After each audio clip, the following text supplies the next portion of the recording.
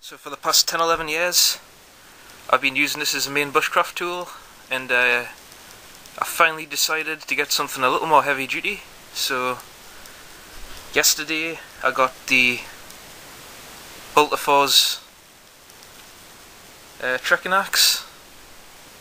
I did use it today, but I didn't bother doing a video on it because I wasn't doing anything different to anybody else with it, so I didn't bother filming it. But anyway, that's my first ever axe, and I'm really enjoying it.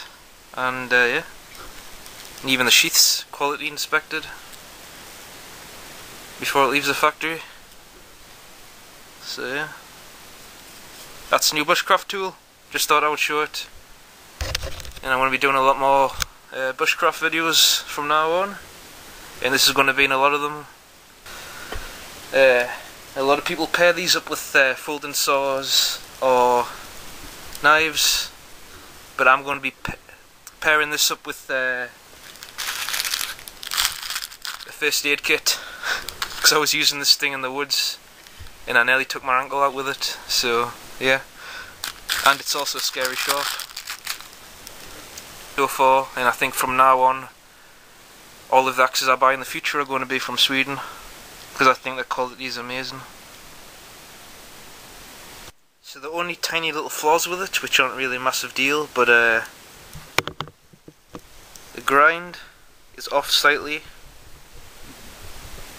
See, it starts off far away from the edge and then it gets closer, so it's just slightly off a little bit, but it's no big whoop. I can easily put that on a grinder myself and get it even throughout.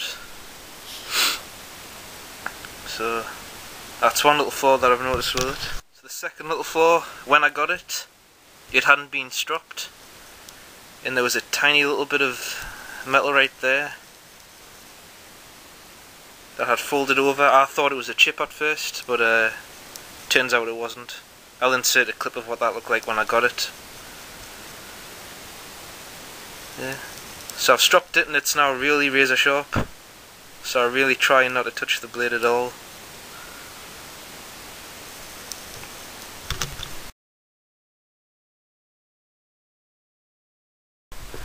And turning it over, on the very edge there's actually bits missing,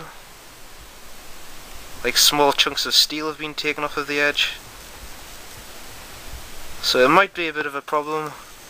I don't know yet, I've never used it, but if it is, I'll just send it back and get another one. So yeah, that's the only issue I can find with this really. If it's even going to be an issue, like I say, I don't know yet. So what I first thought were chips in the blade, I've actually discovered are actually burrs.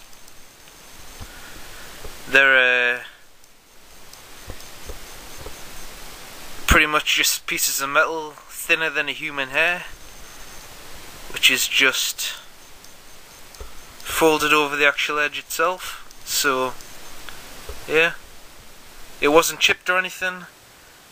It's just what I thought were burrs, which are easily removable just by doing that, and they're gone.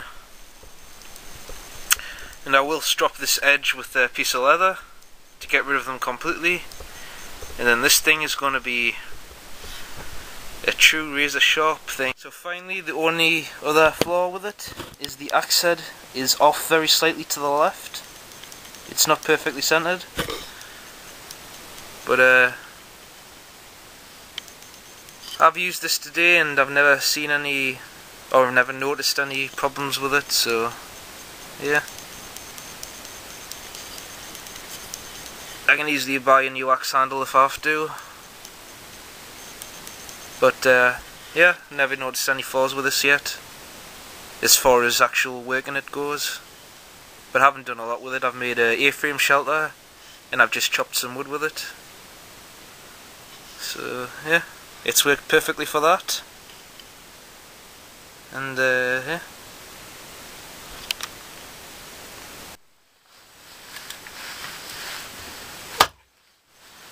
So even with the axe not being perfectly centered with the handle,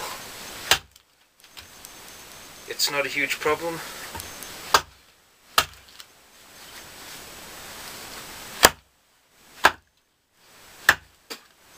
That bit went in my mouth.